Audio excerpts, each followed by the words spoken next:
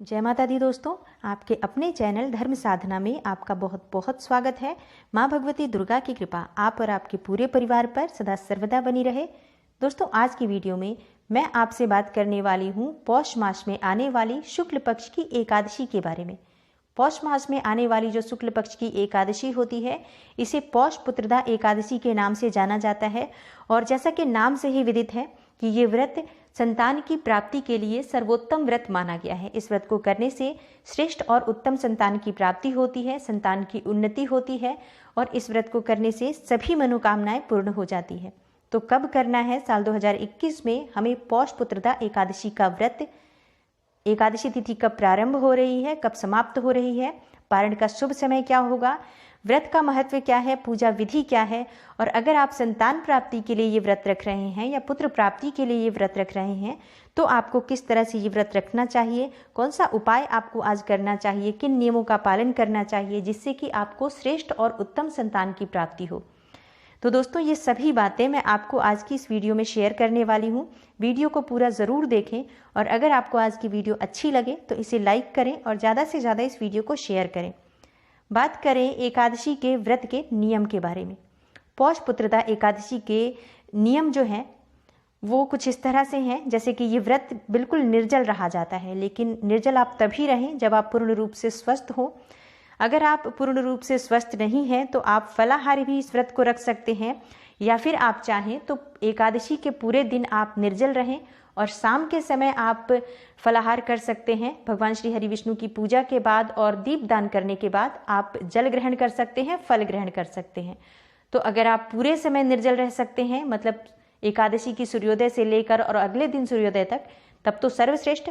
लेकिन अगर आप पूरे दिन निर्जल नहीं रह सकते हैं तो आपको चाहिए कि आप शाम तक निर्जल रहें और शाम को फलाहार ग्रहण कर सकते हैं दीपदान करने के बाद। या फिर अगर आप इतना भी समर्थ नहीं हैं तो आप पूरे दिन फल के साथ, जल के साथ आप इस व्रत को कर सकते हैं। अपने शरीर की क्षमता के हिसाब से ये व्रत करना चाहिए। बात करें एकादशी के दूसरे नियम के बारे में, जो कि सर्वश्रेष्ठ और सर्वोत्तम तरीका होता है व्रत को करने का, वो है 10वीं तिथि के दिन से ही आपको सात्विक रहना चाहिए। सात्विक मतलब आपको तामसिक भोजन नहीं लेना है, लहसुन प्याज नहीं लेना है, मसूर की दाल नहीं लेनी है, साग ग्रहण नहीं करना चाहिए और आपको बैंगन, मूली और टमाटर इत्यादि 10वीं के दिन ही भोजन में ग्रहण नहीं करना चाहिए।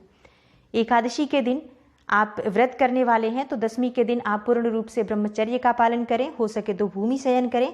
इस तरह से आप 10वीं तिथि के दिन नियमों का पालन करें। एकादशी के दिन आप प्रातःकाल जल्दी उठें और स्नान इत्यादि करने के बाद सर्वप्रथम आपको व्रत का संकल्प लेना चाहिए कि आप ये व्रत करने जा रहे हैं। और अगर आप किसी कामना से कर रहे हैं तो आप जो भी अपनी मनोकामना हो भगवान श्री हरि के सामने बोलें और संकल्प लें कि आप इस कामना से ये व्रत कर रहे हैं और आपकी ये कामना भगवान श्री हरि विष्णु जल्दी ही पूरी करें और आप पूरे नियमों के साथ आप इस व्रत को करें। आपको चाहिए भगवान श्री हरि विष्णु की विधिवत पूजा करें आप, जैसे कि आप गंगा जल लें, तुलसी दल और सफ़ेद तिल से भगवान श्री हरि की पूजा की जाती है। चावल अर्पित नहीं किया जाता है।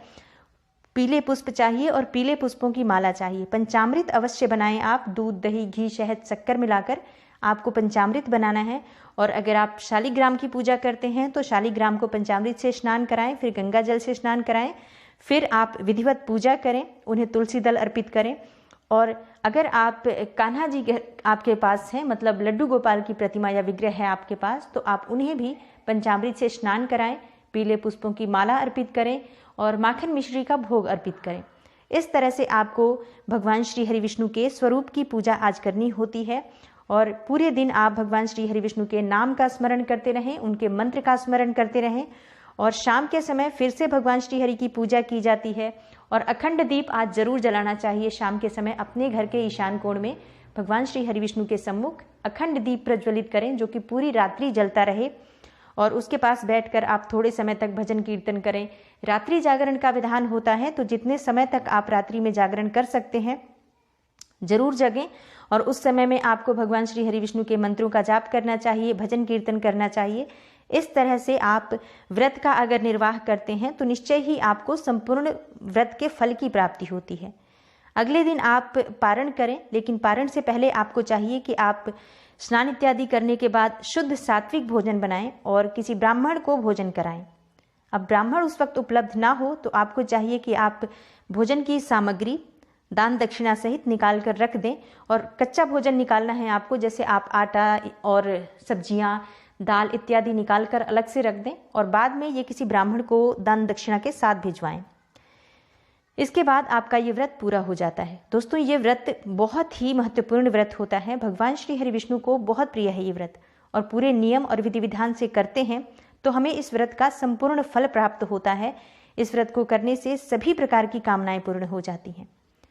अब बात करते हैं कि जो लोग संतान प्राप्ति की कामना से ये व्रत रख रहे हैं वो इस व्रत को किस तरह से करें और किस तरह से किन नियमों का पालन करना चाहिए। तो देखिए, एकादशी के सभी नियम ऐसे ही होते हैं। जैसे हर एकादशी के व्रत का नियम यही होता है, आप 10वीं से लेकर द्वादशी तिथि तक व्रत के सभी नियमों का पालन करते हुए व्रत रखते हैं। भगवान श्री हरि की पूजा की जाती है, भगवान श्री कृष्ण की पूजा की जाती है, और आप संतान प्राप्ति की कामना से ये व्रत रख रहे हैं तो आज आपको चाहिए कि भगवान श्री हरि की पूजा करें, श्री कृष्ण की पूजा करें। इसके अलावा आपको चाहिए कि आप भगवान श्री कृष्ण के बाल स्वरूप लड्डू गोपाल की विधिवत पूजा करें। आपके पास उनका विग्रह हो तो विग्रह की पूजा करें, और विग्रह ना हो तो आप उनकी तस्वीर भी रखकर उसको स्थापित करें अपने घर के ईशान कोण में और उनकी विधिवत पूजा करें। धूप दीप नैवेद्य अर्पित करें, पीले पुष्प अर्पित करें। अगर लड्डू गोपाल जी हैं तो उनको आप पंचामृत से स्नान कराएं, पंचामृत का भोग लगाएं, माखन मिश्री का भोग लगाएं, फलों का भोग लगाएं, और पूरी तरह से आप समर्पित भाव से उनसे प्रार्थना करें कि आपको उत्तम और श्रेष्ठ संतान की प्राप्ति चाहिए या पुत्र की प्राप्ति चाहिए। इस तरह से आप प्रार्थना करते हुए संकल्प लें कि आप पुत्र प्राप्ति की कामना से या संतान प्राप्ति की कामना से ये व्रत कर रहे हैं, और श्री हरि आपकी ये कामना शीघ्र ही पूर्ण करें। व्रत में पूजा पाठ में कोई भूल चूक हो जाए तो उसे क्षमा करें। इस तरह से क्षमा प्रार्थना करते हुए और संकल्प लेते हुए आपको व्रत की शुरुआत करनी चाहिए। संतान प्राप्ति के लिए अगर आप व्रत कर रहे हैं तो पति पत्नी दोनों को संयुक्त रूप से ये व्रत रखना चाहिए और एक साथ बैठकर भगवान श्री हरि के बाल स्वरूप की पूजा करनी चाहिए और उनके मंत्र का जाप करना चाहिए।